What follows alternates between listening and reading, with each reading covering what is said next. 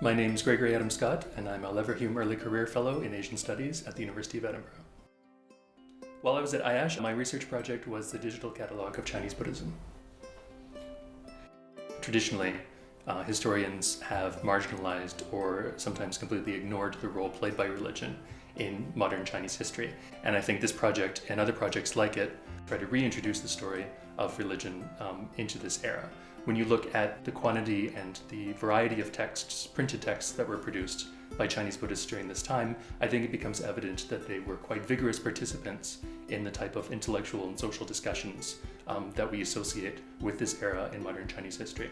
So far from being a marginal group, they were really at the core of what we imagine to be the sort of the transformations of this very turbulent but productive period in modern Chinese history. So the Digital Catalog of Chinese Buddhism is a catalog of published Buddhist works in China between 1866 and 1949. And it includes monographs, periodicals, as well as scriptural texts. It uses original research from bibliographic data to collate and correct these sources and put it together into a digital catalog that can be used by later scholars.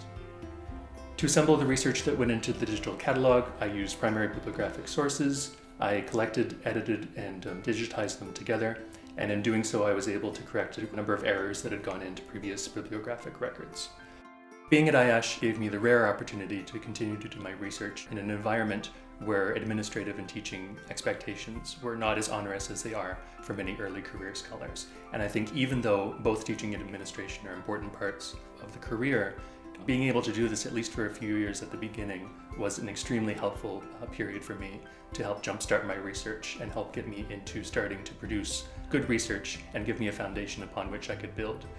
The community that I experienced while I was at IASH was both wonderfully diverse and inspiring, and I thought bringing together a number of exceptional people from different fields was extremely helpful to me, because oftentimes I'd be communicating with somebody from a very different field, a very different discipline, and they would be able to offer me insights and suggestions that I never would have otherwise thought of to help me in my own work.